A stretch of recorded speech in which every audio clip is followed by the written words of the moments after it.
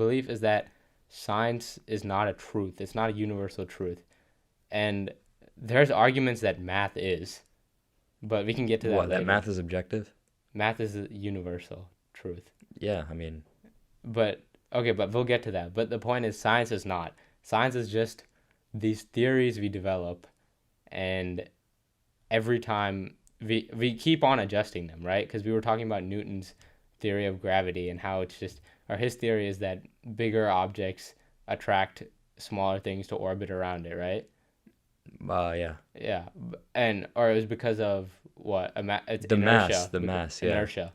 But and then Einstein just came along and modified it and said, no, it's because objects all have like an impact on space time, and like when Yeah, they it's like they create a dent in space-time, and that yeah dent is, it's like a bowl, and it just draws other objects draws in. things towards it.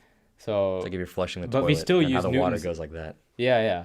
But we still use Newton's calculation or Newton's theories because we don't need that complex of calculations to calculate a lot of things. Like I think even sending something in orbit around the Earth, you don't need Einstein's theory at all. You just need Newton. But yeah, it's just our way of understanding things, not understanding things. I mean, it is. It's a certain way that works for us, Yeah, I but it's mean, not true. We don't know if it's true. yeah, from what I heard, all of this I was listening to Joe Rogan's podcast with Faraz Sahabi, who's George St. Pierre's trainer. You know who George St. Pierre is?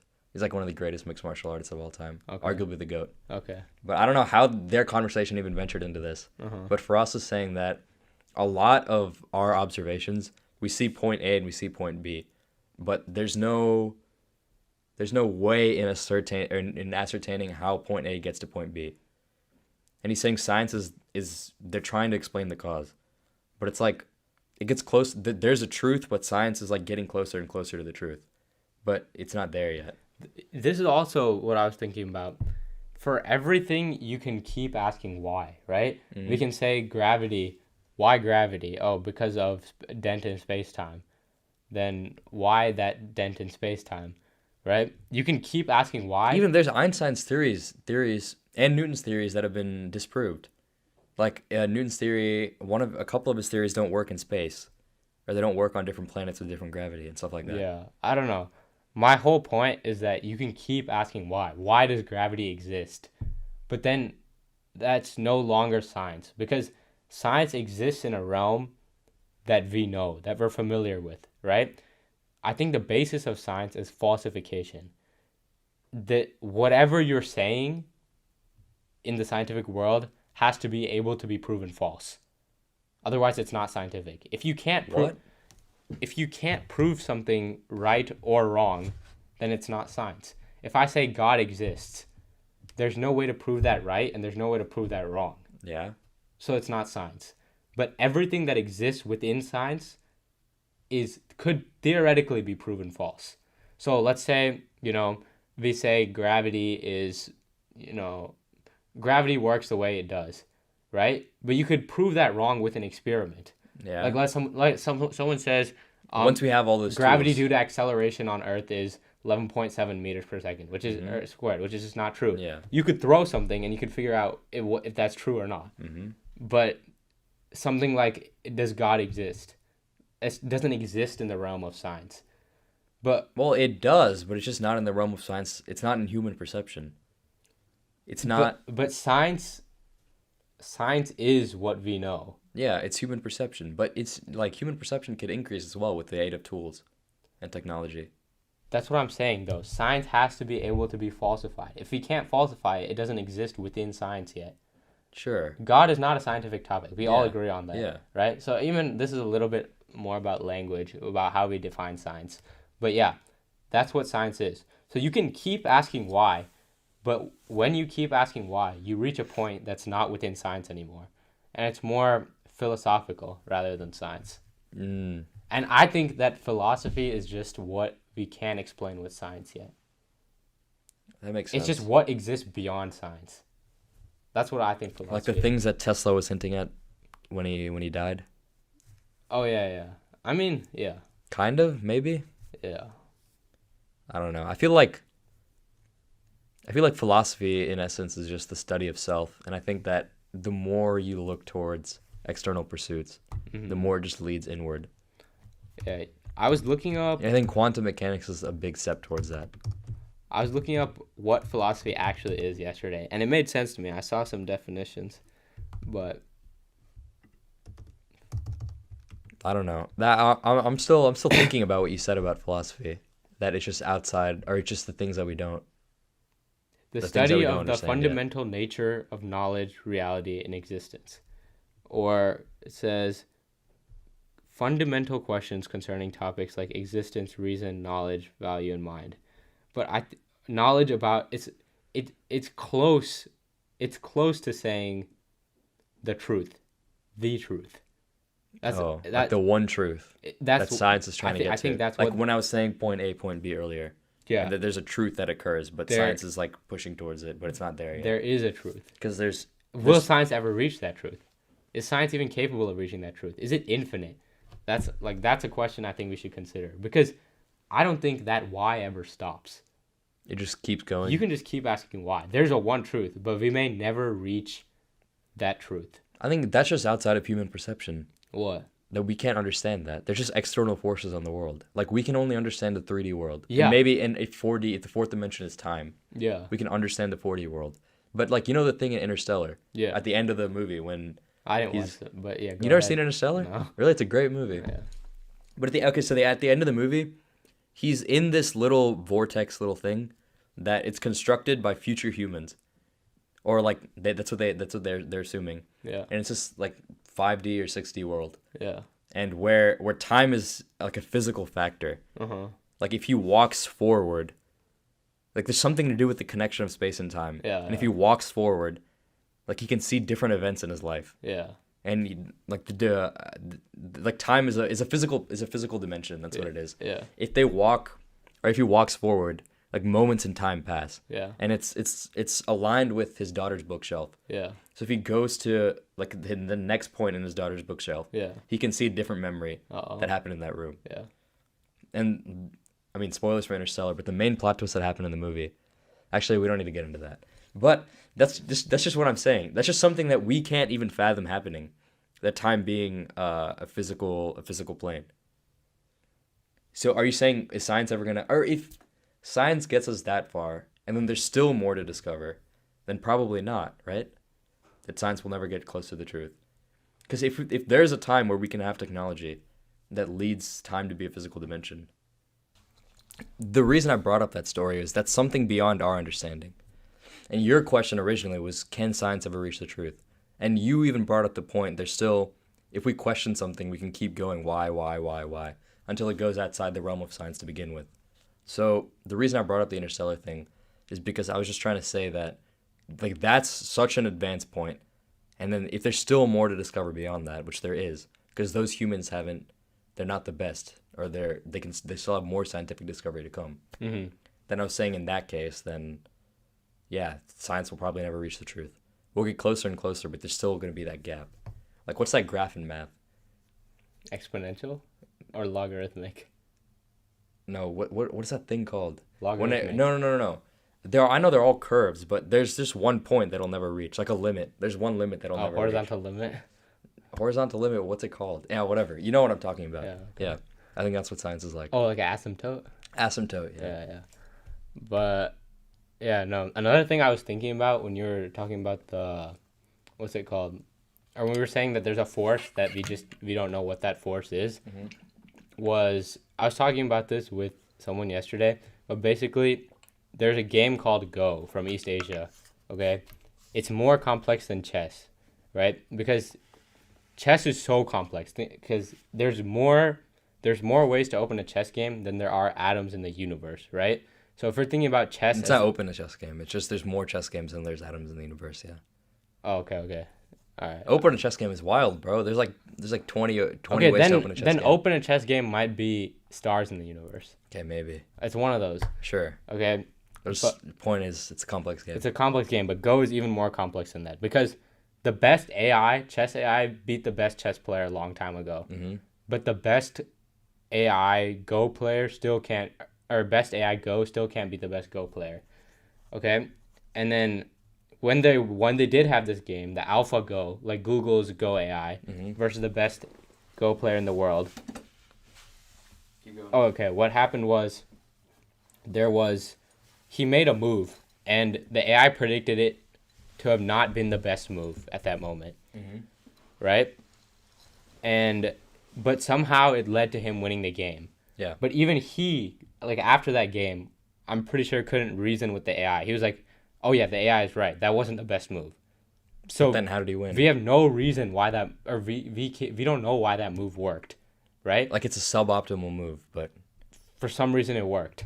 if he kept playing the It's game, what would it have- suboptimal to our understanding. But it's suboptimal to the AI understanding as well. The You're saying that he yeah. played some golden move that's beyond the AI's perception. Suboptimal to our understanding and the AI understanding. And the AI understanding is just our understanding right now. No, it's not. Like for example, in chess, Yeah. it's just they just put it. Oh, on, yeah, true, They true. pumped it with a bunch of math formulas. True. But I'm saying it's beyond super intelligence. Because I'm saying even the AI. Well, chess AIs aren't super intelligent, are they? No, they aren't. I'm saying, okay, the chess AI, if it beats someone, and then if it beats someone, we can still understand. Like if that player goes back, we can still understand why that chess.